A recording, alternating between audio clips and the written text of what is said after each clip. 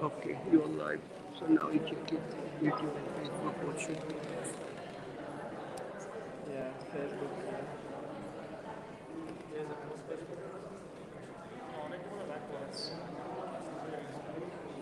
YouTube as well. Okay. Okay. All right. Right? So make sure Yeah, like, move it a little bit. Yeah. You want to come here so you can be in the middle. hey, don't disturb. Move it more. Hey.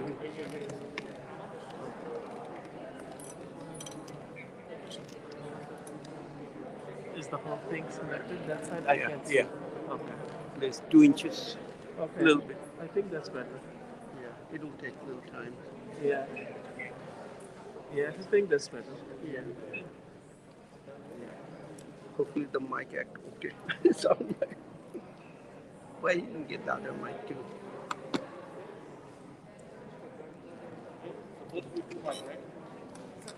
I gave you.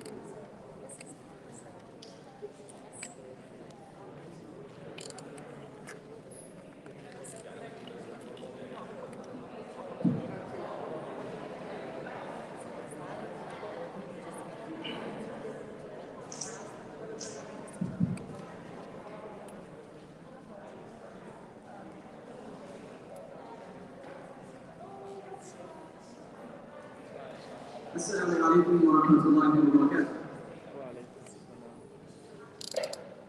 So I begin with the greeting of our faith, which is may God's grace and mercy be upon all of you.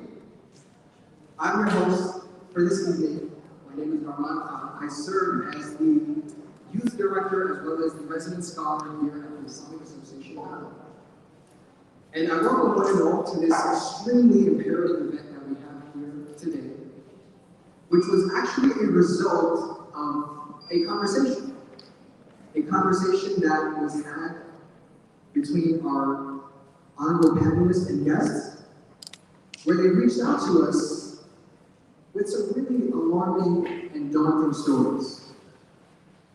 And so, right off the bat, I wanted to share with everyone exactly what the theme for this evening will be, and we'll try our absolute best to stick true to that theme, which is the mental well-being of our students and children, especially those here at the Allen High School.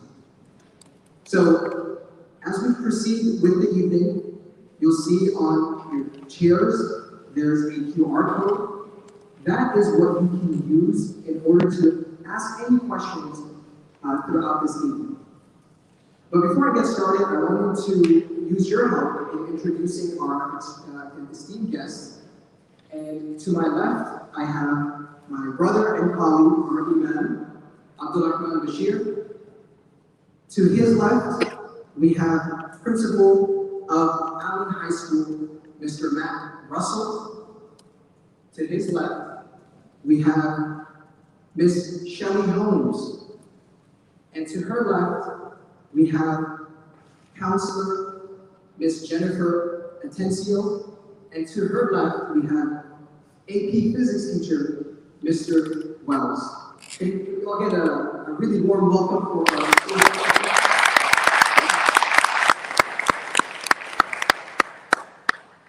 So folks, the way that this evening will go and the way that event will go is we already have questions and inquiries that we've been receiving well before today's event.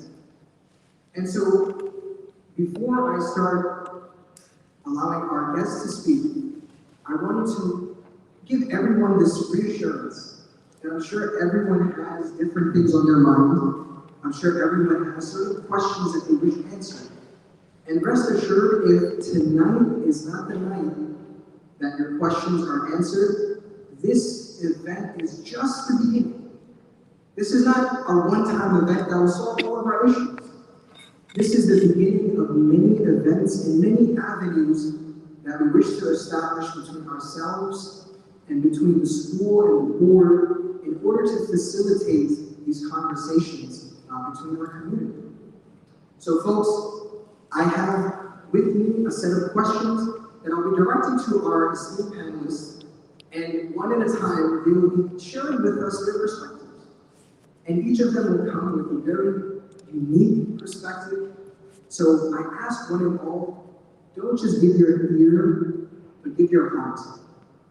Listen attentively, listen for the sake of evolving, understanding, and all in all, building a sense of communication. And so with that being said, I will start by asking one of the first questions that we have from our crowd. And I'll direct that question over to our panelists, and one by one we'll be hearing their different answers. So the first question that we have for this evening is, how has student mental health, with everything that's been going on this year, the unique year that we all face in our different lives, how has student mental health been impacted, especially this year? So that will be the first question that we will be addressing. How has student mental health been impacted this year? So I'll pass the microphone over to Mr. Matt. Thank you so much. Let me also be remiss if I didn't say thank you for welcoming us into your wonderful new facility here and this wonderful opportunity. So thank you. You know, when we think about this year, I think it would be safe to say that we've all been through some trauma. From the pandemic to the things we've seen happening with police officers and different segments of our community, and then you throw in the worst winter event that many of us have seen in our lifetimes. I think it's safe to say we've all been through some trauma. But specific to our students and to their mental health, you know, I don't think that we can really fully wrap our heads around what it has meant for our students to be isolated for this long period of time. I always believe in this year, because we enforced it, is teenagers are social creatures. Whether they admit it or not, they want to be around their friends. They want to be around their peers. And the level of isolation that we've seen this year with the pandemic, keep everyone safe, has really put a huge strain on students' ability to be around their friends and those social aspects of their being or not being. And so we've seen a pretty significant impact. I want to pass this on to Ms. Holmes. Sorry, Ms. Holmes. My name is Shelby Hollins. I run the Advanced Academics program at Allen High School, so I run the IB school and I'm in charge of advanced placement. And so I echo everything that Mr. Russell said just about student isolation. I'll tell you from the perspective of just being very close to the classroom. When we closed school in March of 2020, we were right on the heels of the college admission cycle for the class of 2020. And so that became very complicated. We actually had kids getting critically sick, which was also difficult because we were still dealing with, you know, COVID being very real and very close to us. And so we had that sort of happening. Summer came and it became apparent that school wasn't going to be normal. And when you kind of live the whole year not quite knowing what the next step was, and that has been very anxious. And so the isolation that the kids have dealt with has now turned into, I guess, in the past month, many of them have just quit. And so we have stopped seeing them on Zoom because we have some kids who've been at home the whole year. We have some kids who've been in person and then at home and then in person and at home. We have some who haven't been in the building at all. We have a 10th grade class that some of them have never stepped into our building. And if you've not been to Allen High School, it's 1 million square feet. It's an overwhelming facility. And so we're trying to think about next year when those kids come to campus, we're going to have to acclimate not one but 2 classes just to the lay of the land. We're very concerned about the kids who have lost ground academically, and it isn't because the teachers haven't been trying. It's just that when you have kids in a classroom, there are 28, 26, however many of them together, there is a camaraderie that develops between them just because they're in the same room. And so I was explaining to one of my IB juniors the other day, I said, you know, how when you're in a class and the teacher says something, and you just look around you at the other kids and you just have to look. I said, you can do that on Zoom. And from having that sort of quiet bonding, your class sort of goes together, and so we've lost that, and that really has affected the kids. in a negative way. We've also had some who have experienced loss, and we've had some death in families. We've had kids with families all over the world where they've read the news and paid attention. There are parts of the world that still don't have a good hold on COVID. We also have a huge amount of anxiety with college admission cycle because colleges can't seem to make up their mind what it is that they want. And so all year we've been waiting for you to take a test or not going to take a test. Do you want essays? Do you not? Do you have interviews? Well, no, we can't. We're virtual. Can you visit a school? Well, no, we can't. It's closed. It has to be virtual. And so for the kids who are juniors who are about to start the college admission cycle, their anxiety is probably the highest I've ever seen when I work directly with advanced academics for 14 years. And so some of our work as educators is not just tempering that anxiety, we're just, it's making us anxious because we know the work ahead of us involves huge. But I guess That's what she's saying. I don't know. Just take them on. It's just the isolation and not being present as a class has had a very weird cascade of effects, and that has turned into some things that we've never seen before that we're still kind of navigating how to deal with. I'll turn it over to Mrs. Tinsley.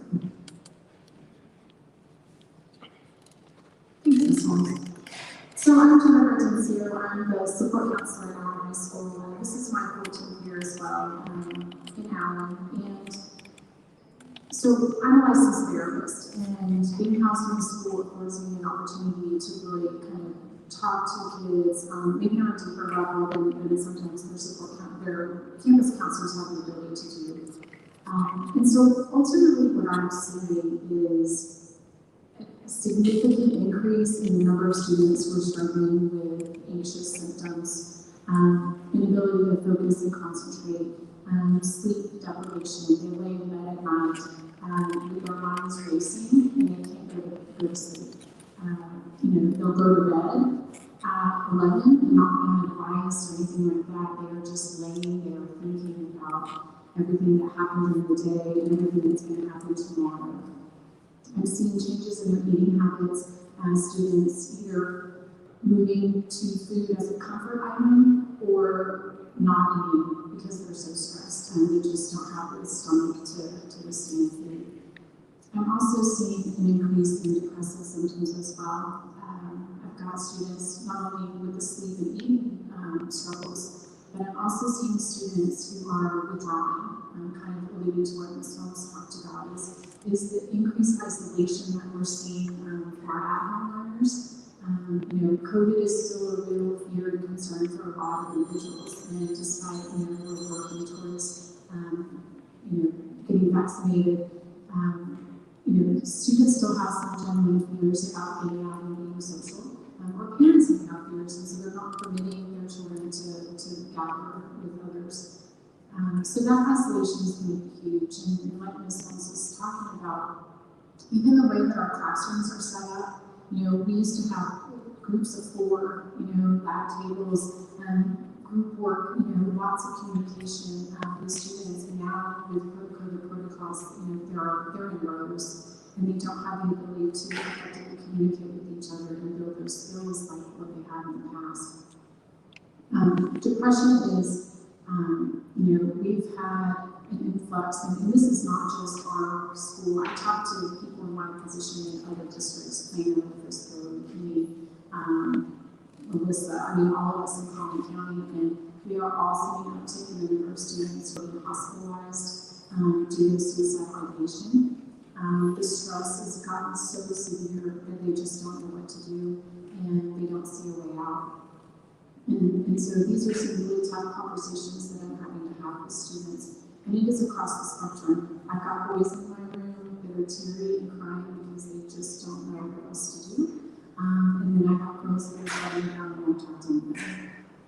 So it's definitely had a significant impact. And I'm grateful for students to come forward. I'm grateful for parents who call and express concern. Teachers reach out. But I'm really anxious myself as to what next year's going to look like. So I guess the advantage I've had as being the last to talk is to some extent I can say they've already mentioned a lot of the most pertinent points. What I want to say is that while I've certainly seen an uptick in all of these anxiety issues that are students that I teach, that have missed significant class time, whose grades have fallen off. I think the issue is a little deeper than just this year, and I think it would be a mistake to think that once the pandemic is over, this problem is going away. I've talked with a lot of my colleagues. This is now my 11th year teaching. I teach AP Physics, and I have the whole time. So I have a very particular group of students, and including a lot of students from this community, that usually are very high achieving and very driven students. They're very focused on their career and college and making good grades. And over the 11 years that I've been at the high school, I'm now at the STEM actually, I still teach the high school students. I've noticed almost a continual growth in anxiety problems. I keep track of a lot of my students after they leave the high school, and I often see them suffering from burnout, depression, when they go into college. And I think this year has made things worse, but I think all this is really doing is magnifying an issue that's already there, that's intensifying. And so my major concern is over what I think is, in addition to their problems, and they have a variety of problems that are not academic, don't get me wrong, there's a lot of stressors. That's a tough age. There's family issues sometimes there's issues with dating or friends, or any number of things. We know it's difficult to be a teenager. But what I'm talking about is what I see as an uptick on the anxiety that's tied specifically to the stresses about trying to achieve at a high level. The pressures of trying to have the highest class rank and take all the most difficult classes.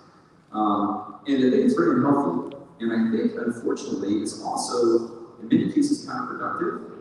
I don't feel like they're getting out of this pressure they're placing themselves, what they think they're going to get out of it. And as someone who was much like them, was high achieving and wanted to go to, top academic schools and cared about my career, I can certainly relate to them. And teaching a lot of these students, I can see how, unfortunately, they're not keeping their life in proper balance. And they're working harder and harder and stressing themselves out more and more to try to have the top grades, and it's ultimately not making a difference in most cases. I want to drive home the point to my students, and I do this every year, and I'll drive home to you as well, that I think they have to realize that balance in life is extremely important, and that the achievement is not the goal. The goal is that be a happy person and live a good life and so forth. And certainly, doing well in school and following a career path and so forth is a part of that. But you can't do that at the sacrifice of everything else. And ultimately, whether your grade in the courses are a little bit higher, or you took 1 or 2 more AP courses, your class rank is top 5% or top 15%, what I've seen is that it doesn't really matter in the long run. That my students typically end up in much the same place. And it's okay to take a little bit less focus off of those things and have a little more balance in their lives. I teach some students, in some cases, they're very focused on trying to get into the very top universities, and I'm sure Ms. Holmes is familiar with a lot of these students as well. And the thing that I've seen over the years that in some cases it seems a little cruel from the standpoint of a teacher, but I try to explain this to them is, number one, some of those schools are very selective. And a lot of even the very top students don't get accepted. But even those who can, a lot of times decide they don't want that. Or they can't afford to go there. And so ultimately they put in all this hard work and effort, and then they don't even get out of it what they thought they were going to get out of it. And it really didn't even matter. The students that I teach that go to the standard typical flagship public universities and smaller universities, they end up in the same place in life.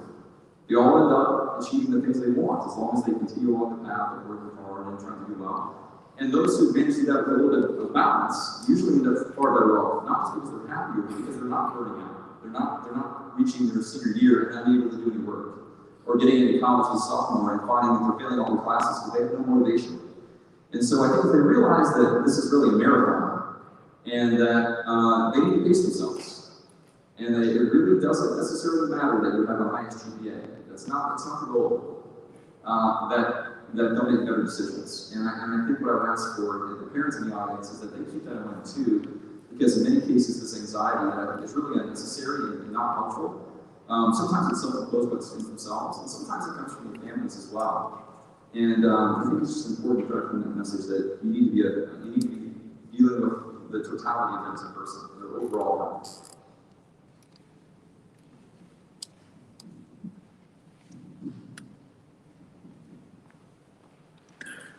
So folks, we for those especially that are trickling it out and missed at least what the question was. The first question was, how has student mental health, especially this year, been impacted? And I did take some notes to kind of summarize all of the gems and all of the different answers we just received. Starting off with isolation is a form of trauma. Isolation is a form of trauma. And because of that, we've seen different behavioral patterns such as students losing academic excellence, certain loss of family members in the past year, college students, sleep deprivation, eating disorders, either eating too much or just not caring to eat at all. And all of these issues are deeper than just this past year. They're not just this year that we faced, but they're far deeper than that. And regaining that sense of balance that we've lost in our lives. So we'll move on to the second question that we have for this evening. And I asked our guests that what conversations are you having with students regarding their mental health? So once again, what conversations are we having with students regarding their mental health?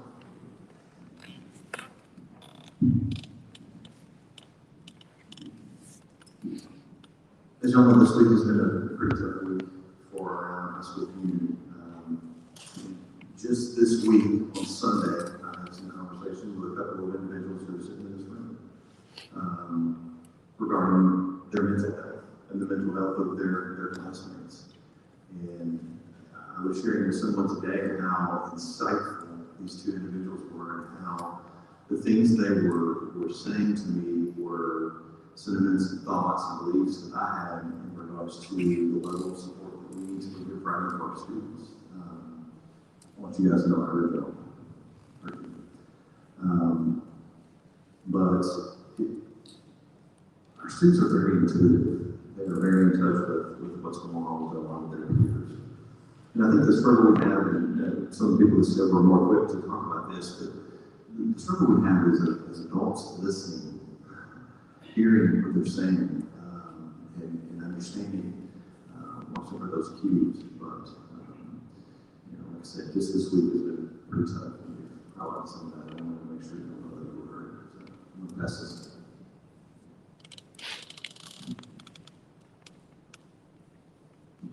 So I'll echo what Mr. Russell said. It's been a very difficult week. I run the IB program with student that passed on my IB kids.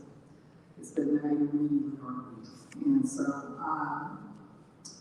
a lot of my kids are in the audience here, and they know me very, very well. And I'll tell you that to Mr. Russell's point about adults listening, the kids in the audience will tell you they're in my office all the time. If they're in person, they email me all the time. They talk to me on Instagram. I'm in their lives. I'm deep in their lives. And so it has made a difference, I think, just me knowing sort of what they're dealing with. Because what one will share, probably others are feeling. And so when I hear something about what one particular kid, whatever their observation is, I share that with teachers. Hey, I've heard this as a concern. Are you hearing something similar? I do want to go kind of back to the first question and say, I don't want us to paint a dim and dismal picture of this year, because even in the midst of a lot of texture, we've had a lot of great things happen to some kids. I mean, a lot. And so we've celebrated that when we could. Now, disproportionately, it's been a hard year with some negative things. How do we address mental health? Well, when I come in the morning to work at 6:30 and I have a kid that's emailed me at 3 a.m., my first question is, why are you up? What are you doing? And so, to Ms. Atensio's point about their sleep cycle is all over the place, that's one of the things we're concerned about when we start school next year, and bells are ringing to tell the kids where to go, and there's a consequence for you not being on time. Some of them, they're at home, and their morning routine consists of rolling over and turning the computer on, and we're in class, and so that's going to be a moment for them to get used to being back in school. My conversations about college, to Mr. Wall's point about achievement and everything we do in a school setting sort of being geared to an outcome afterward. My conversations about college have radically shifted in the past year, and so it's been I guess my last presentation in person to a group of parents where it wasn't being on screen, it was probably fall of 2019, I guess. And I'm always talking people off the ledge about GPA and class rank. Those two things are not factors in college admission, and no one believes me. And I tell them stories about how I know that's true, and then they sort of come to my side. Well, I've stopped even talking about that, and I've shifted the conversation to what are your priorities? And they can't make a list, they can't articulate them. And to me, that's an area of need, because if you can't even envision that, what's important to you, what goals do you have, why do you want to go to college, the workforce, or whatever. Now we're taking an already complicated process and we're fitting it backward. And so that has sort of helped the kids put their experience at least into a different light and maybe consider some factors that they hadn't considered before. I'm a firm believer that when you are anxious, part of dealing with the anxiety is thinking a thought through to its end. Because sometimes when you're anxious, you just get trapped in a hamster wheel and you can't get out of it, and so the thought just traps you. And so disproportionately, the stress I'm seeing from kids, and remember, I deal with IB and AP kids most of the time. College admission is up there, achievement is up there. But parents, what you need to know is when I have a kid in my office, they want to please you. They want you to be proud of them. And for a lot of them, they're the eldest kid, or they have parents who did not go to college in the US system, and so everything they're experiencing is sort of new. But the common denominator is they just want their families to be proud. And when they don't quite know how to make that happen, then we get things that sort of go perpendicular and being healthy. And so finding out that story, to Mr. Russell's point, just an adult listening to them is huge. Those conversations take time. That's the other thing. Sometimes you can't get to a kid. I'm going to tell you a story about a kid who's in your community. I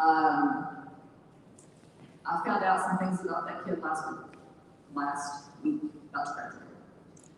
And I was so mad that I had not been more intuitive. That kid said, I don't want to get adult. It looks terrible. It was like a nightmare. Why would I want to grow up? And I'm like, well, you're not wrong. It is hard. He said, I have no motivation, I'm smart, school comes easy, I'll roll on you. I have all this pressure to like run a career, I don't necessarily want to do anything, I just want to take a nap. And so this is a kid who's graduating near the top of class, okay? So I have 3 weeks left with him. And we've had to move really fast to get to some places, but he's been in the hospital for 3 years. I found out last week some of these things. And so, will they always talk to us? No. And so, like Tenzio said, sometimes they clam up and you've got to really work at it and chip away. But when they do come to us and we give the information, we try very, very hard to act. And so I think that's the biggest way that we're dealing with mental health. And they'll come to someone that necessarily doesn't possess the skill set. I am not a counselor. I tell the kids all the time, I have no skills. I'm not a counselor. But I can send you to someone who can listen to you and who does have the skill set and can help you. And so one of the things we try very, very hard to do is campus, even across the student center where Mr. Wells is. We want to make sure that we're a unified front and that we have the resources in front of the kids. And one thing that's been hard this year is that usually Mrs. Tenzio and the counseling staff are out in front of the kids. They're giving presentations, they're in classrooms, they're out. And so sometimes the kids come to us and they come to us at strange times. It's the empty classroom on the Zoom and they'll say, hey, Mr. Wells, can you hang on for just 1 second and tell you something? And that something is a monologue. And so then he's got class to teach in 5 minutes and it takes time to get to it and deal with it. And so, the sense of urgency on our part is there, but this year has been very hard. Everything's been slow this year. Like, it's just slow to see progress because of the way school is set up. But just noticing habits, trying to help kids think about what their priorities are and put their stress into a context has been kind of how I've worked for the past year. I'll turn it over to Mrs. Tenzio. Thanks. All right, so I'm going to have a completely different spin on this because I am talking to students directly about their mental health. And one of the challenges that I come across quite regularly is, number one, are you going to call my parents? Because if they knew that I was in here talking to a counselor, I'd get in trouble. Because we're not allowed to speak about our stressors or things that are going on in our home outside of our home. So there's even, it takes a lot for them to even come and see me sometimes. Other things that I'm hearing is, so if the student is at a point where we're determining that there might be some anxious or depressive symptoms there, I want to help facilitate that conversation with parents to find out, what kinds of resources is the student interested in pursuing to address those needs, and then what things are parents actually going to be willing to follow through with. And so oftentimes I hear is, so this happens all the questions all the time, but it happens quite regularly. I'll have a student who says, I feel like I need some counseling, and maybe I'd like to go and see my physician and see if there is something physiologically going on with me that's maybe causing these symptoms to occur. And I said, okay, well, if you're having concerns about having this conversation with your parent, I'm happy to do so on your behalf. And I have students I offer, you can sit here and listen to me make this phone call if it's something that you would like to do. And they say, oh, they won't. They'll just say on the phone, oh yeah, great, we will take care of it. And then I'll follow up with the student the next day, and I'll say, so how was your conversation when you got home? And they'll say, we didn't have one. The other struggle is, I think, kind of to what Ms. Holmes talked about, is they don't want to disappoint you.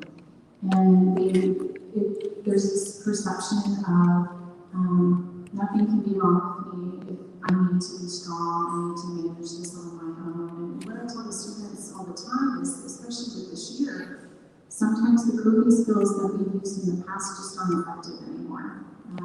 We've all been under chronic stress for the last 15 months. And we are not built to manage that by any means.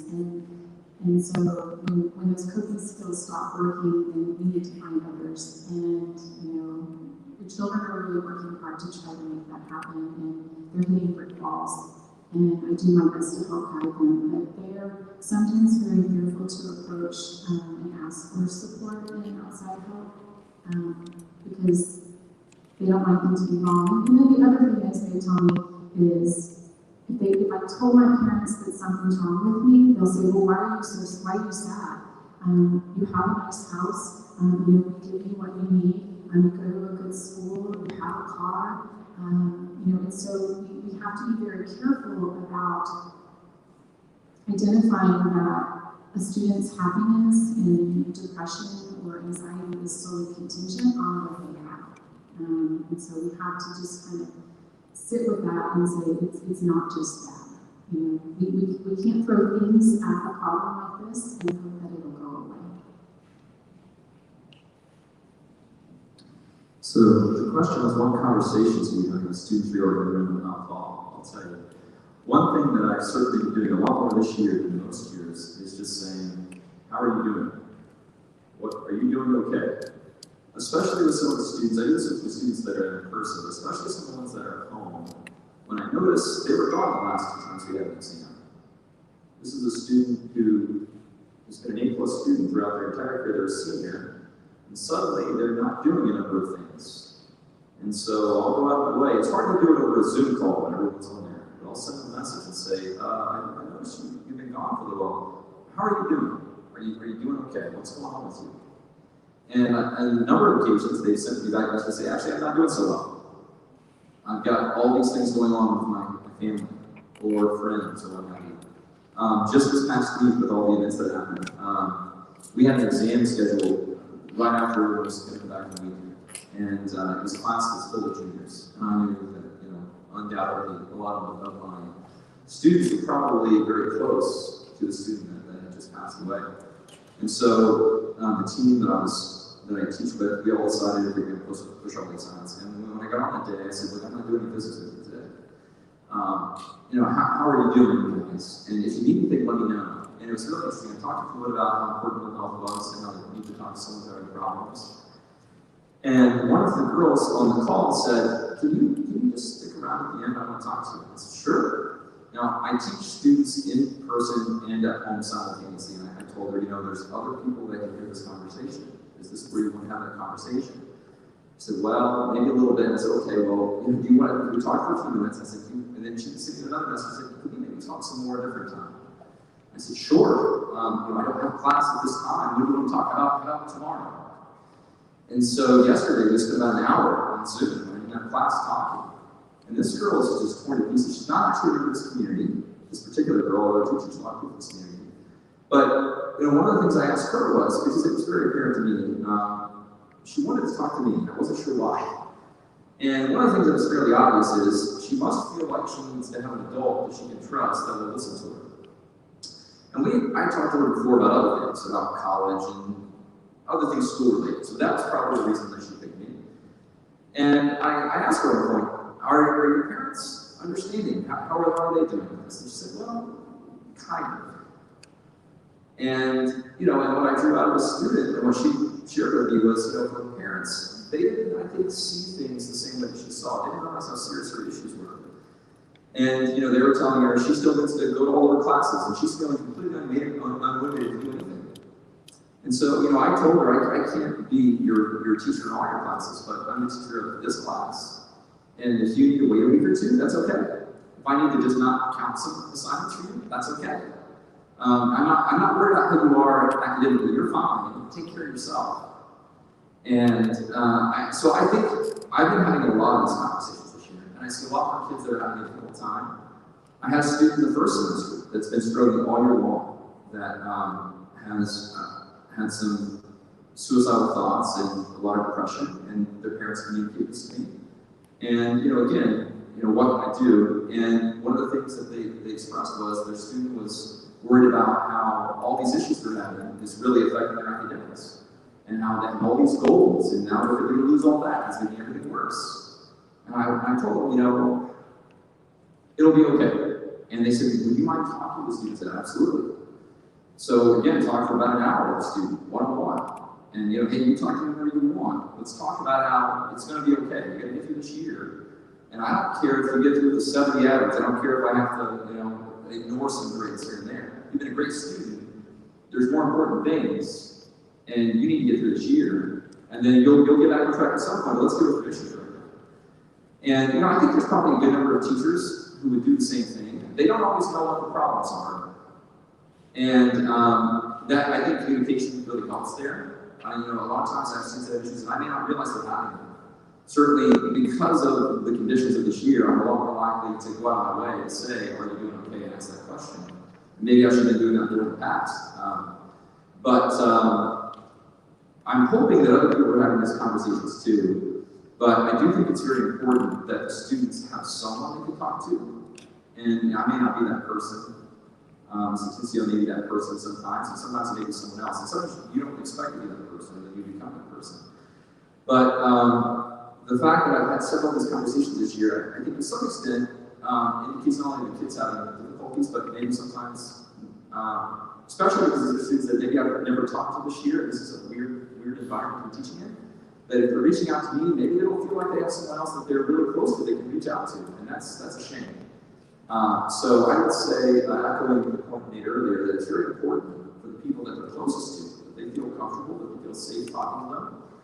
Because while I'm more than happy to talk to these students and give them all the advice and help that I can and just listen, I also know that in some cases it's probably more meaningful when it comes from someone that's been in their life since they were babies, someone they know for a long time.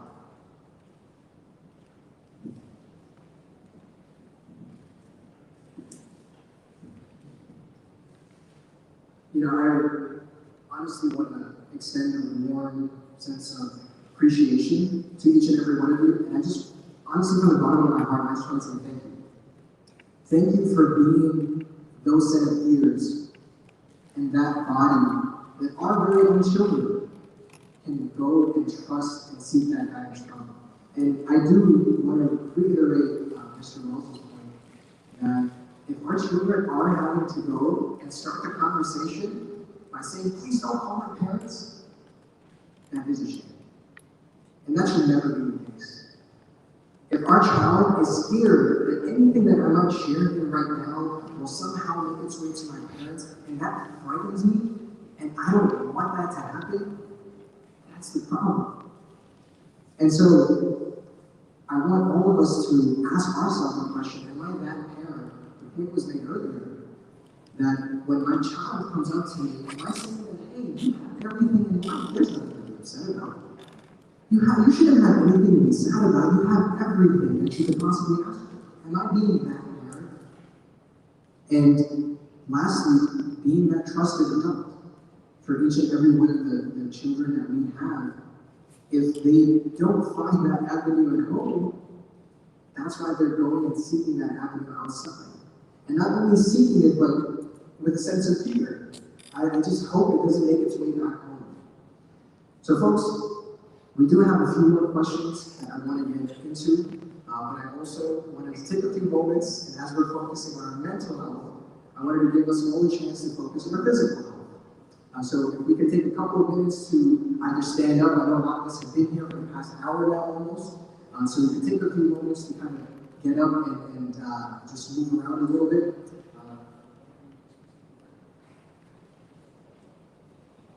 So we can take about 2 minutes or so within your spots. You don't have to move around too far, but I just wanted to give everybody that opportunity to kind of get some stretches in real quick, and then we'll resume. Yeah.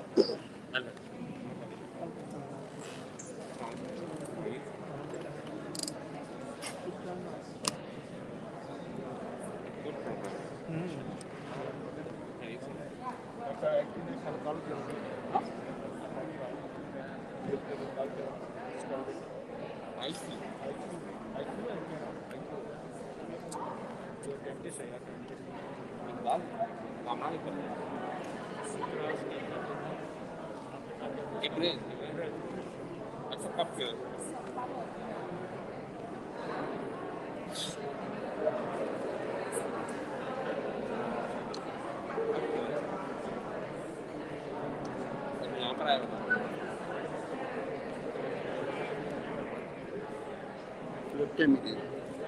What time it is? What time? 7:15.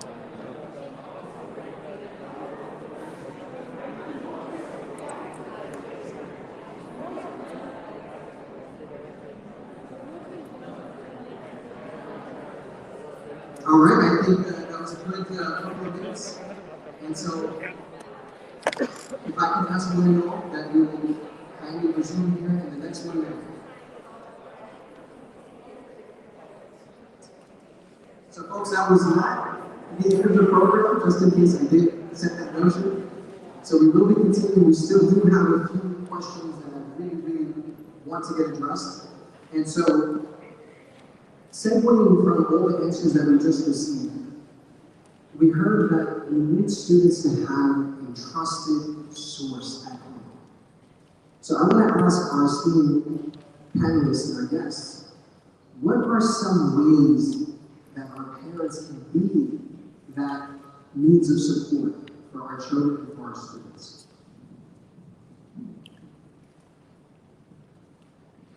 I first want to just kind of circle back around just for clarity's sake and talk about Mr. Wells' experience.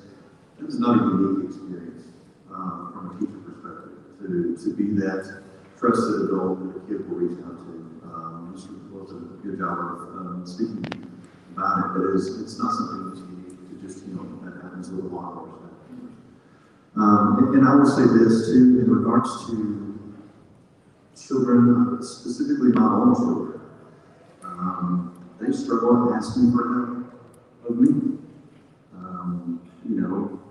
Sometimes I give the, well, Dad, your principal voice, and I'm like, it's just my normal voice. It's not a special voice. I don't turn it on and turn it on. But coming to even say, Dad, I need help with this, or Dad, I'm struggling with this, or this is going on. It's not something that's unique to individual parts of our community. It's something that's widespread with teenagers in general. So I felt like I needed to say that. But, specific to the question of what are some of the most simple things parents can do to support their children, we've kind of touched on some of those things already. But the first thing that comes to my mind is listening. Listening, and sometimes listening isn't always with your ears. Sometimes listening is with your eyes and being observant and paying attention to what's going on. Getting kids out of their rooms. Right now with the isolation and virtual learning, just forcing the removal from the room for just a little bit, at least, and then have some family time, let's have some conversation, put the phone away, put the device away, let's have a conversation. And then I think if, you know, we all know teenagers that are in the room, I'll apologize and talk about you like you're not here now, but we all know teenagers sometimes don't like to talk to adults. They don't want to have that conversation with their parent. You know, we get the, I can't talk to you, you don't know what I'm going through. Well, I was a teenager once, believe it or not. But if that's the world that you're operating in with your own home, it's encourage that relationship with another trusted adult. We just heard Mr. Wells talk about, you know, we have lots of adults in our children's lives that are happy to help a kid and listen to a kid and help them work through whatever their struggle may be. So, you know, thinking about the phones, going back to that, I heard a story not long ago about how phones have changed the dynamic of what it means to be a kid. You know, if you think about those of us who've had an accident in the cafeteria and fell and dropped our tray when we were a junior in high school, it's pretty embarrassing when that happens. Well, back in the dark ages, whenever I was in school and that happened, well, you fell and you cleaned up your mess, people laughed at you. They may have talked about you for the rest of the day, but when you went home, that was basically the end of it. You come back to school the next day, it's pretty much over and done with. Now, you might have that one friend that says, no, it's pretty much over and done after a day. What happens now, though, is someone falls in the cafeteria, somebody's videoing it. So now here pretty quick, we've got a video of a kid falling set to music. And now all of a sudden it's going out on social media and every kid has now seen it. And so every class that kid walks into, oh, you're the one that fell. All night long, kids getting messages, hey, I'm watching your video, it's hilarious. They can't escape it. It goes on, it perpetuates. And so phones, I'm not saying get rid of phones because we all know that phones are integral to our life, but I think helping our students learn how to manage that. If there's a situation like that where they become a meme or they become a video because of something that happened or whatever, just get rid of the social media. You know, turn it off. It's not that simple. I know. Students, I know it's not that simple, but you know, have a conversation. Learn how to work through that. How can you mitigate? How can you manage? Phones have definitely been a game changer in regards to what it means to be a student and a kid in this day and age.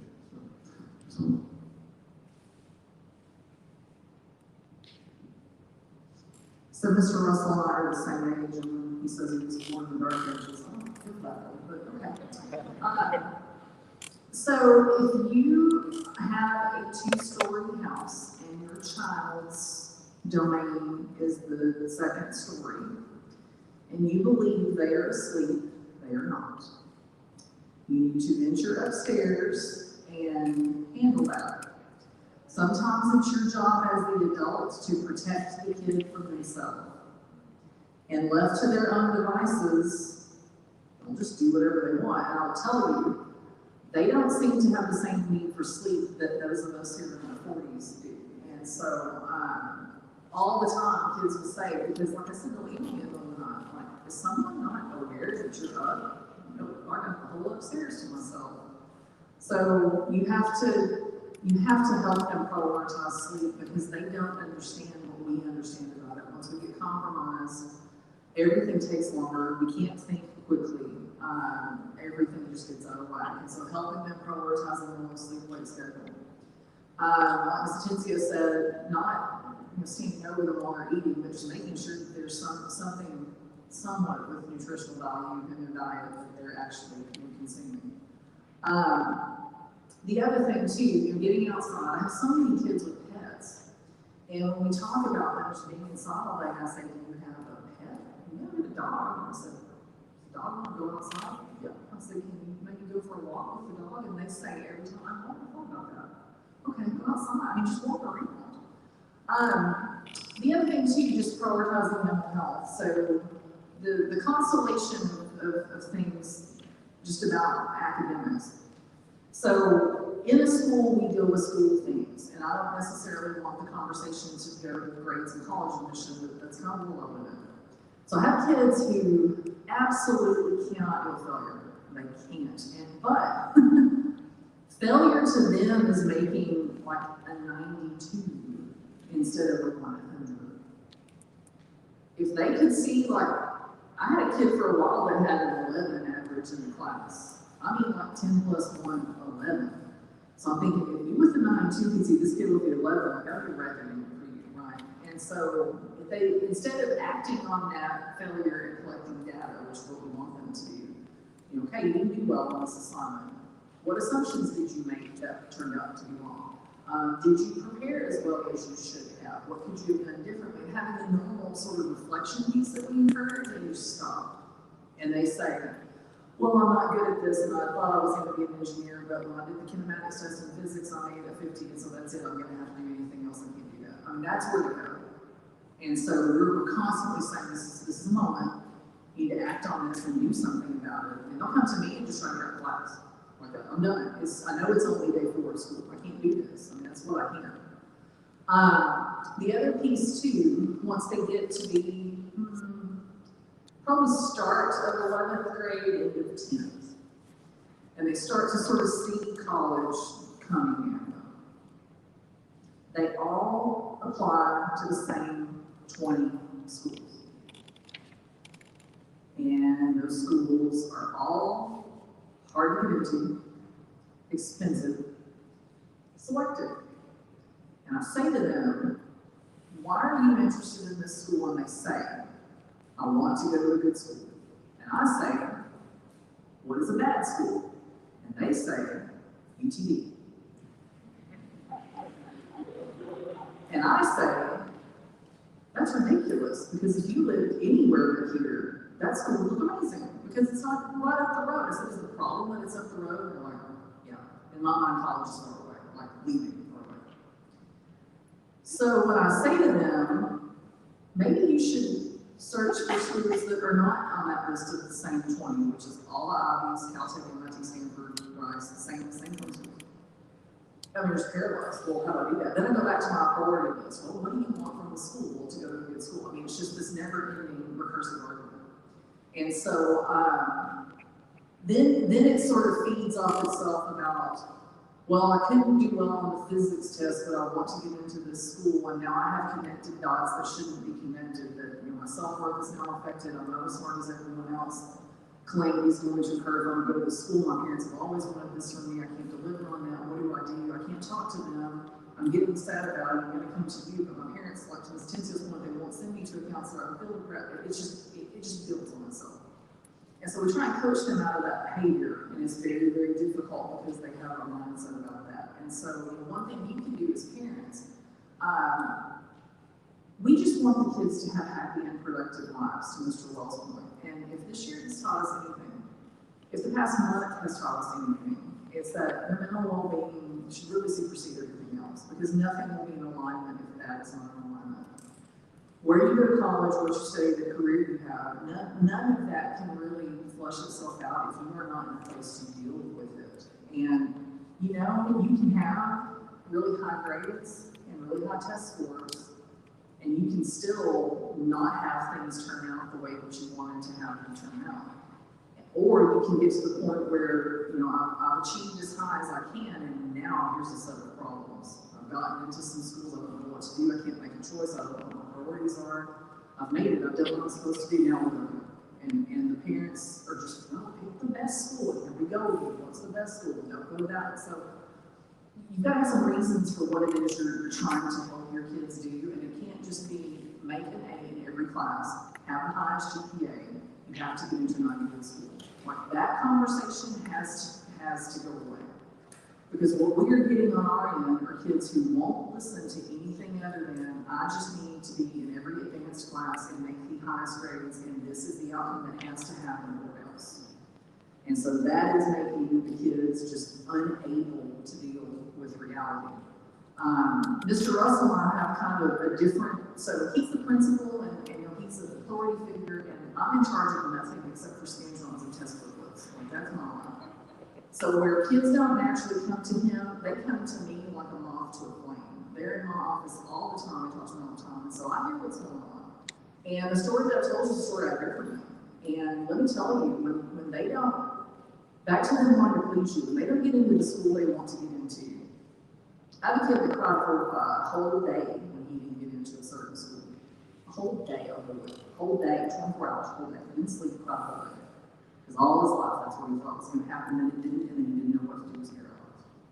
So, the conversation really needs to shift to, what do you want to do? What do you like to do? And we've even started saying, it isn't even about a career anymore. Because these 10th graders, whatever job is going to be out there in 8 years probably doesn't exist yet. And so now it becomes about building a skill set.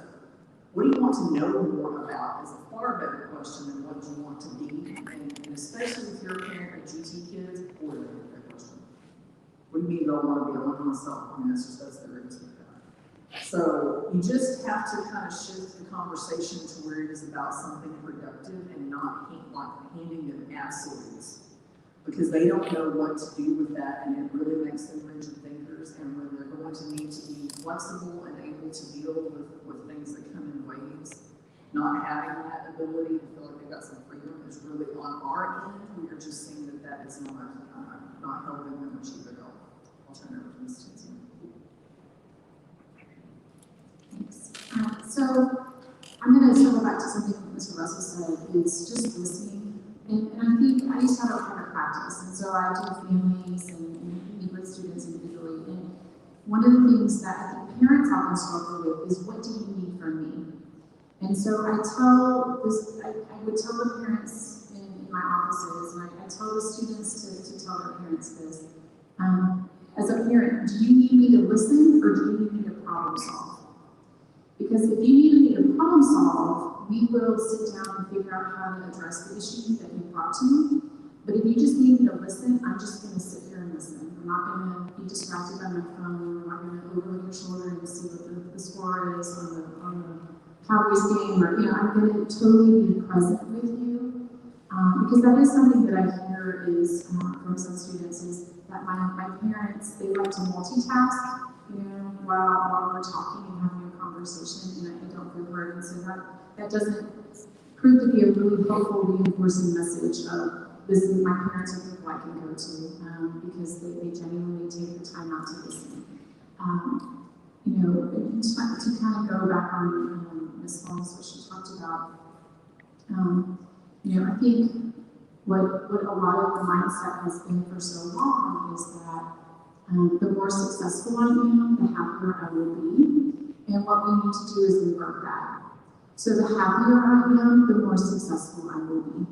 And so we are consistently, I know we are for sure, consistently trying to find out from students, like, what makes you happy?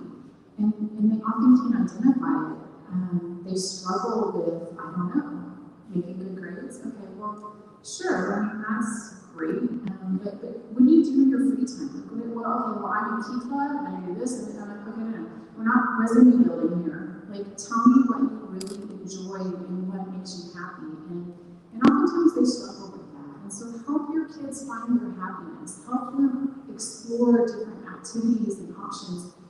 Because as you know, there is so much more to life than school and academics. I had a student in my office today, and she is highly anxious. And she didn't want to go to math because she didn't feel that she was prepared to take the quiz that was being done. So she came and saw me at the start of the period.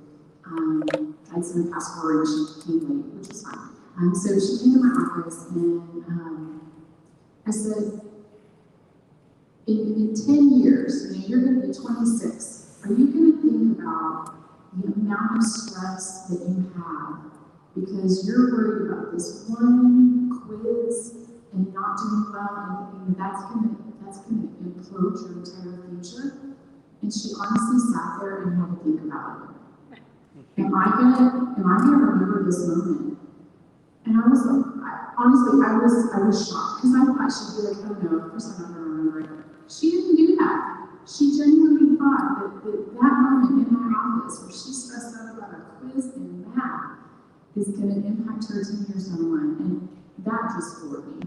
I couldn't believe it. And I said, well, not that I wanted to forget me, but I was trying to make light of it. But I hope that you remember this conversation, that there's so much more to life than you passing to me well on quiz. Okay, and her lowest grade, I looked at her grades. Her lowest grade in all her classes, I think, was like a 96. Right? It doesn't compute me sometimes. So, I would say one of the most important things a parent can do is make sure that your children understand that your love for them is not based on how they're doing in school or any of these other things. I think a lot of the students that I teach, I teach a very special group, a group that tends to be very high achieving and focused, but a lot of those students are from this community. And I would say, in many cases, their identity is wrapped up in being smart and being successful. And it's very important that they understand that's not their identity. And their importance is not about that, and your love for them is not about that. Echoing Ms. Holmes' point, I think I have a different perspective maybe than a lot of people have, because my background, I'm a career changer. I did go to an academic school. I was the valedictorian, or in the valedictorian class. I was the academic all-state in my high school, top 100 students in the state, national marathons. I did all that. I went to a top 10 school. I was an attorney for a while, one of the biggest law firms in the world, represented Fortune 500 companies. I did all that, and I changed. Right? I did this instead, and I'm much happier doing this. And so I think because of that, sometimes my students will listen to what I have to say and maybe put it in perspective and say, okay, maybe you have something worthwhile to listen to. And I will tell you that if you try to tie your happiness to whether or not you get accepted to Harvard, you're probably going to find that you're not going to be very happy. You can't put your happiness in someone else's hands. And I've taught the valedictorian most of the years that I've been with Allen, and most of them have been rejected by a lot of those schools, despite having the absolute most amazing, perfect academics that anyone could ever have. And it's okay. They all get fine, right? Some, nevertheless, went to one of those schools. Some went to public schools, some went to other places. They're all fine. And I always try to find time, carve out some time, because I teach a lot of seniors, to talk to them about this, and talk about how important it is to have balance in your life. How important it is that you don't just focus on achievement. I tell them about how when I worked at the law firms, and the partners might have been compensated, some of them $1 million a year, but they're still working 60, 70 hours a week into their 50s. They have a fancy car and a fancy house, but they drive home to it at 9 o'clock every night, and then work all weekend long. Their family goes on a vacation to Europe, and they have to fly back because something pops up. Is that what you want? Right? Do you not want to have a relationship with your kids? What is it that you want? And to realize that it's not all about achievement. That's just part of the picture. And that you're going to spend more time at your job than you are probably with your families, realistically, or anything else for the next 40 years. You better pick something you actually like doing. You better try to be happy. But from the standpoint of parents, I would say they need to hear that message from you first, right? If the message they hear first is, the way you're going to be happy is to go to this college and have these grades and do these things, then they're chasing the wrong things. And they're putting their happiness in someone else's hands, because ultimately, I can tell you from experience, they can have an A+ in every class and perfect SAT scores, they're probably going to turn down an MIT. That's just the reality of it. They might get in, but odds are about 80% that they get turned down anyway. Because I taught those students, but it's okay. It's going to be fine. You're going to end up just fine. It's okay. Which is not to say that you shouldn't want to achieve or you shouldn't want things, but you have to keep it in perspective, right? You have to keep everything in perspective. And I can tell you, when I first started teaching, for me, the absolute hardest thing was when I realized teaching physics, a lot of the students have a very hard time. And when I realized how emotionally burdensome that is for them, I remember my very first year teaching, and there was this incredibly sweet girl, smart girl too, right? She had like a 70-something in the class. And her mom reached out to me and said, you know, she would kill me if she knew that I was talking to you. But I walked out of the room the other day and she was crying. And I asked her why she was crying. She said, because I keep trying and trying, I can't figure out how to do any of this. And her work was so tied up in being a smart person that the fact that she was having a hard time, and inevitably someone isn't, right? Especially at schools as big as Allen, there's someone who can sit in my classes, no matter how hard it gets, they can not take a note, and they're going to get 100 in everything. Those people exist. And the problem you run into is when you're doing a comparison game all the time. How do I compare to everyone? Sometimes it's your sibling, sometimes it's the friend. You can't play that comparison. Your kids need to know that your love for them and how important they are has nothing to do with whether or not they have as good a GPA as your best friend's kid has. That's not what this is about. Because if you're going to play that game, it only really works well for one or two people. For everyone else, that doesn't work so well.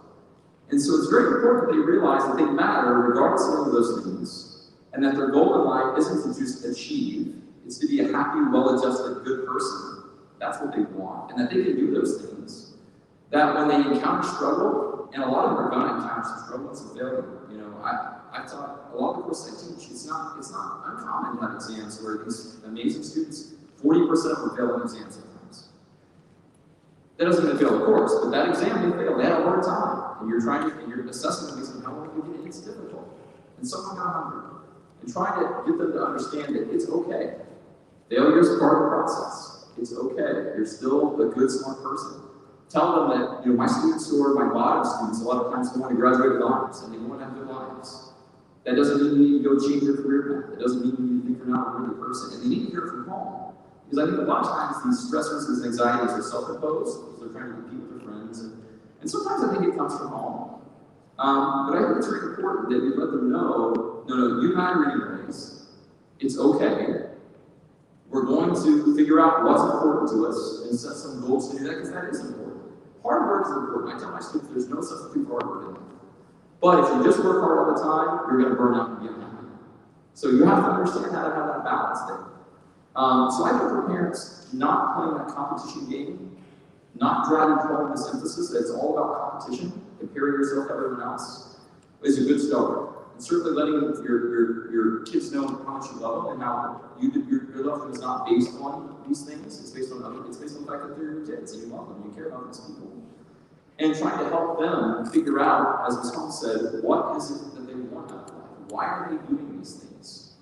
Why are they taking a certain path? Because I think a lot of times they have no idea what they're doing. Most of the students I teach, it seems like they all want to be engineers or lawyers or doctors. And again, if you ask them why, the answer is because it's prestigious and it pays well. That's a terrible answer. That's an absolutely terrible reason to do something. That's an answer that's going to lead you in following that path and working 60-hour weeks and being miserable the rest of your life. Right? That's a really bad reason to do something. And so getting them to realize, okay, they need to think about what actually matters to them. What's going to make them happy, how they can be a well-rounded good person, how they can get a sense of meaningfulness in their life. I know for me, sort of as a teacher, part of what I get out of this and I get out of attorneys is I feel like I matter to people. Right? To my students, I'm actually happy about it. Those are the sorts of things you'll think about the job usually. But it sure matters. It makes a big difference. So I think letting the students understand that there's a lot more to it than things you can pull off a data sheet, and that they really matter, and then listening to their concerns, and being willing to say, if you're having a hard time right now, you know what, it's okay if that grade drops a little bit. That's all right. Maybe we should think about taking fewer AP classes next year. You know, if you really get something out of being with your friends, maybe I should find and have a little more ability to do that if I trust you. Because I think sometimes, especially right now, they need that guidance. And I'll add something else real quick. It's okay to turn off your staggered words. Your kids would probably appreciate that. And I'll add, The number one group of people that ask me when class rate comes out is not the kids, it's parents.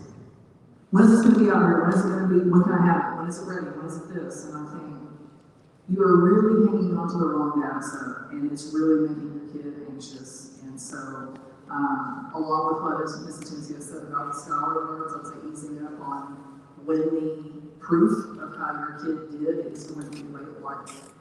I would let that go also a little bit.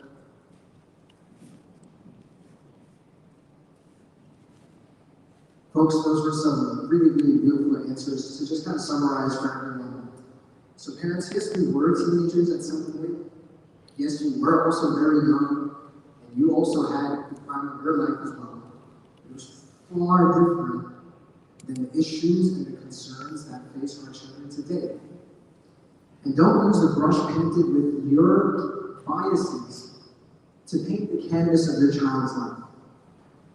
And it was said pretty much all across the board that reframing our mind from if you're more successful, you will be more happy, to you will be more happy, if you, and then that in and of itself equates to more success. So I'll use this as we kind of draw closer to the conclusion of the program.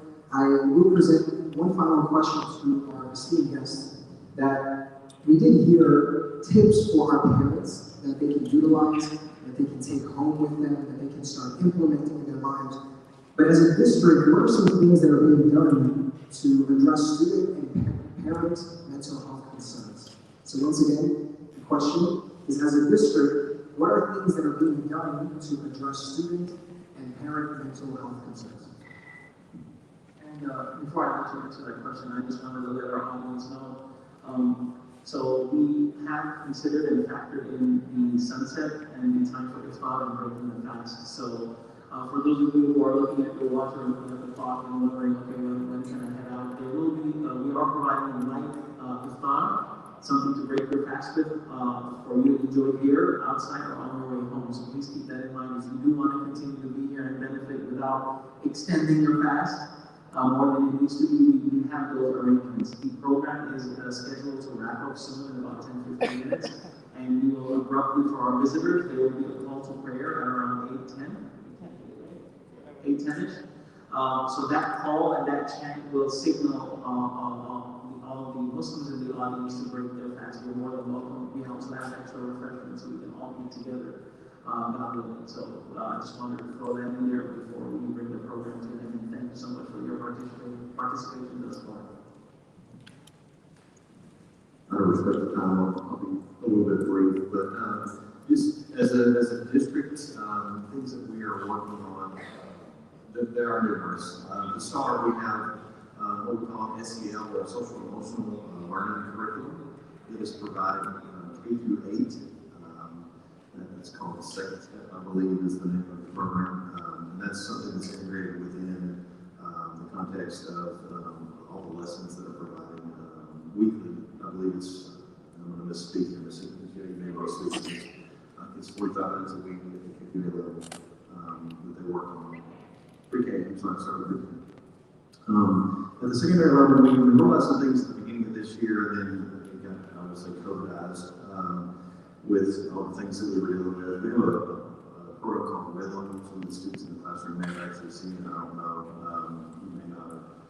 But that's something we're going to roll back out next year. The other thing that's significant to us is we're going to work on some staff training over the summer in regards to retraining ourselves with a lot of those good teaching techniques that encourage that face-to-face communication that we've lost. That's a priority for me in regards to best practice in the classroom and how do we reconnect to our students. And so we're going to do a lot of training around that. And then things like this, we are very willing and able to talk to any and all groups in regards to our students and caring for our students and making sure that our students are connected to their communities. A big push for me is going to be trying to reinvigorate that school spirit next year that we've lost so much of, that community spirit. It's important. It's important for students to feel connected to their school community because when you're connected to the community, then it's bigger than just you. And so it's hard to feel isolated when you're a part of something else. And so that's from a high school perspective. That's something we're really pushing. So. From my world, one of the things that we are already talking about doing is when school starts in the fall, it's not going to be, it's the first day of school, let's go, we lost a year, come on, we're going to work. It's not going to be that at all. So some of it will be staff training, as Mr. Russell said, to get us sort of wrapped around what it means to reintegrate ourselves into school, but the real work is going to be with kids. who, I don't use this term lightly, who really have PTSD from being out of school since March 2020. And so some of it is slowing down so that we can speed up later, academically, and just getting them back into the classroom. Being here for this event is huge.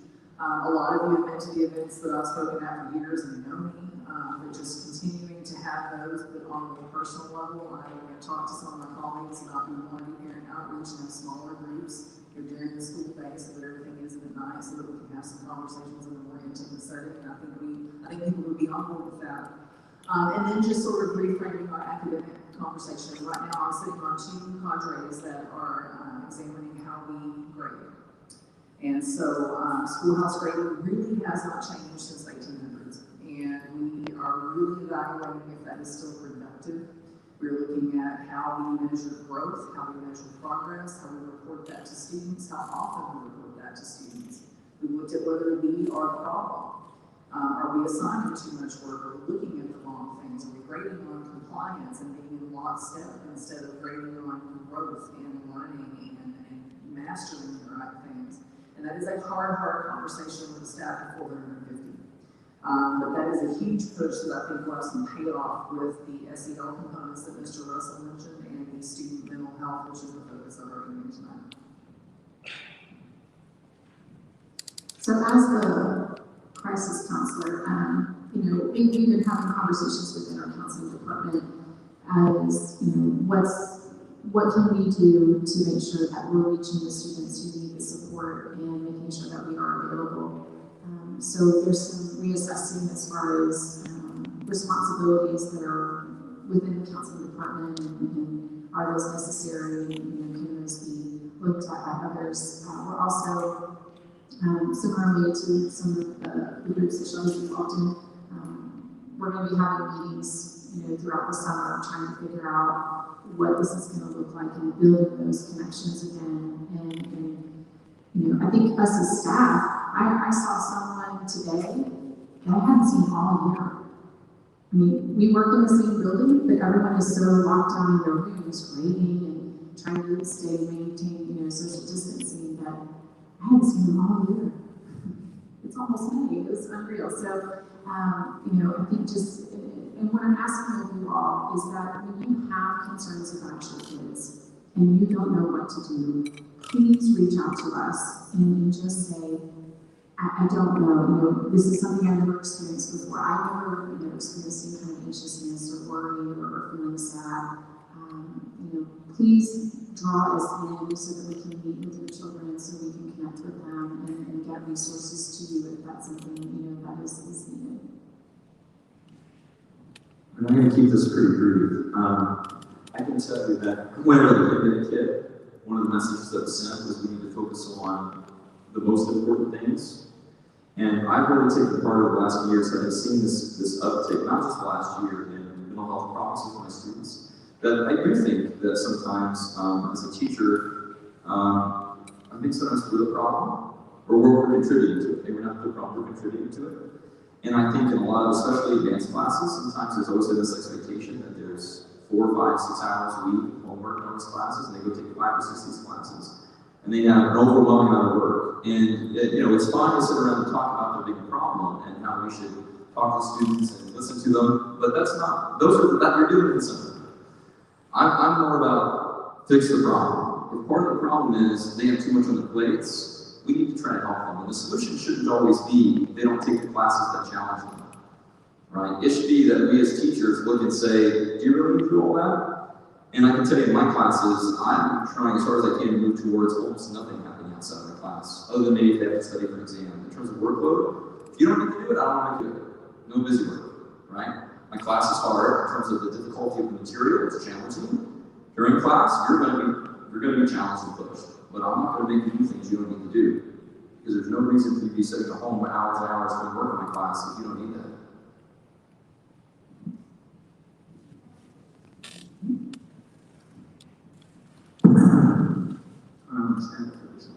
So, as we conclude our program this evening, I first and foremost wanted to say a few words before I thank our guests. This program, by the way, for those of you who may not know, this is our first formal event in this facility. For those of you who are visiting, this facility did not exist last year, and we only got occupancy 2 weeks ago to use this facility. So this facility, although we see basketball hoops around, but this is not just for hoops. This room and this facility is to ensure that moving forward, we can facilitate more types of conversations of this nature, so that we can build bridges, not just amongst ourselves, but with the, with the general public and the city in general. So this is, for those of you who are here, and thank you very much for participating and accepting our invitation. This is not going to be a one-hit wonder, okay? This is something that God willing is going to continue and carry on, not just this aspect of mental well-being, but other needs that our communities face and other challenges. So we're going to be using this to address. I would like to just take a few words to tell the audience that, we don't own our kids. We don't own our kids. Our kids, our tradition and religion explains to us that our children and our families have been entrusted to us. And in the words of the Prophet Muhammad, peace be upon him, each and every one of you is a shepherd and will be questioned and held accountable in regards to their flock. So we are parents. As parents, we don't own our children, but on the day of judgment, when we stand before God, we will be questioned about how we took care of our children. Now, there's another aspect in the religion and in tradition, the rank and honor that God has bestowed upon a parent, which, God talks about worshiping Him and honoring your parents. This honor and respect is not granted to the parent just because they are the gateway of bringing that child into this world, but they are also responsible for paving that path, and making sure that they succeed not just in education, not just in academics, but also in their mental well-being, also in their physical aspect. And as since you all are practitioners of this Masjid, the spiritual aspect. So we are not just responsible for one aspect or tend to one aspect. And some of that was highlighted today about pushing just for good grades and just to get an achievement done. That's not what the religion teaches us, and that is against the reality of what is actually going on. Another question, another thing that I'd like to share with our audience that, we have one licensed counselor here. We aren't licensed counselors either, or therapists for that matter, but we do serve as an outlet to many of your children as as first responders to their issues and problems. And my plea with the parents over here is that become, just like we keep an eye out for our children, let's keep our ears open, our heart open, our mind open, and our arms open to embrace whatever it is that our children are going through. The issues and challenges that we went through in our childhood as we grew up are not the same that our children are facing. Okay? They are very different from what we went through as children. Another thing to tell parents, and I'm also a parent of 3 kids, that our kids may be going to school, but as parents, we still have a lot to learn as well. As we send our kids to school, we still have a lot to learn. Just like there is no secret formula or one book with all of the tips and tricks to have a successful marriage, the same goes for parenting as well. There's no secret formula, there is no one book you can go to and figure parenting out. It's something that has to adjust and readjust based on the circumstances that we are going through. Parenting, there's no one perfect way to parent, because parents aren't perfect. Because parents are human beings. And that's something that we learn from day one of being human. And that is world's #1 dad, Adam and Eve. So living and learning is a part of that experience of being a human being from day one. So what I want you to understand as you leave here is that leave here being intrigued to want to learn more about how to deal with our children and how to be there for our children.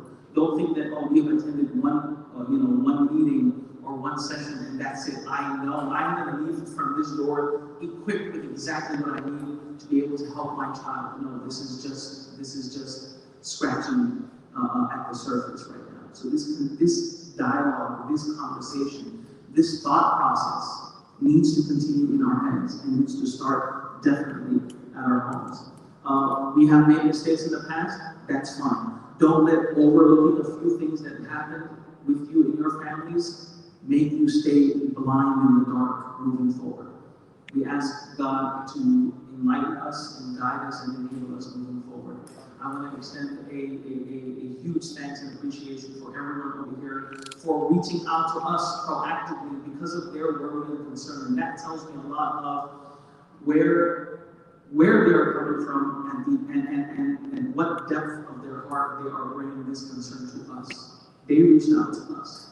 And we are very fortunate that you have been a part, and this event has been a part of the first event that has been held in this building. So thank you very much for being here. May you continue to be blessed and protected, and may you and your families stay safe for now and forever. So thank you so much. This is on behalf of our entire audience, parents, administration, myself, and Mufti Ahmad, and moving forward.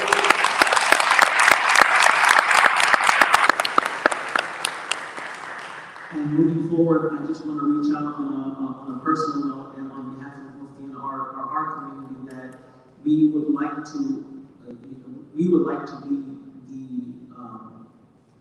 be that platform in whatever way we can, whatever way we feel as worthy of, to get this message across so that we can ensure the mental stability of our children and their well-being moving forward.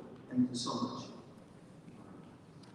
So with that, we will conclude. It is 7:59, close to 8 o'clock right now, so in 10 minutes, we will be having the iftar, that is the breaking of the fast. And meanwhile, please, feel free to socialize and go with each other. If you have, I'm sure you're open to any conversations.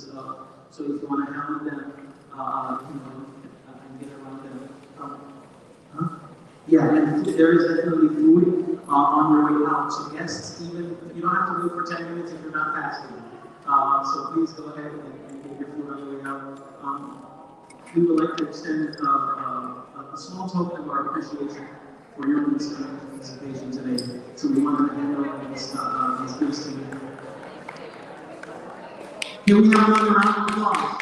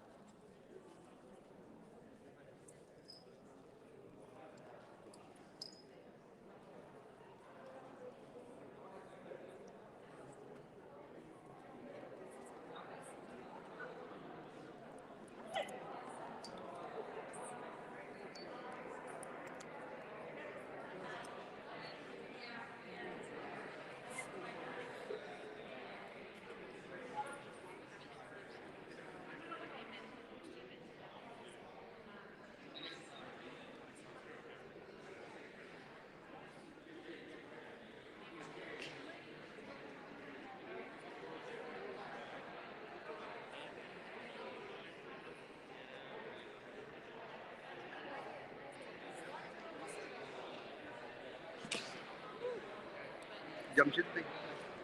That's fine. Well, look, actually, you're on camera.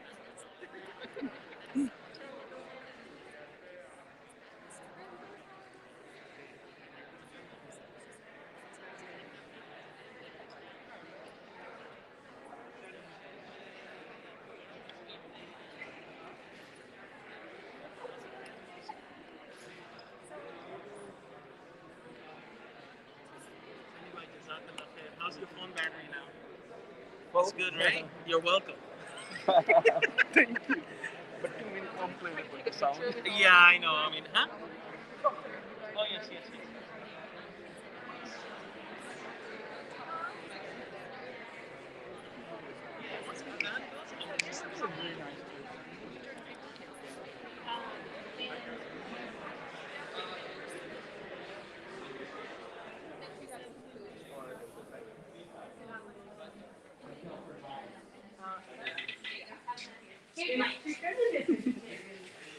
Assalamualaikum.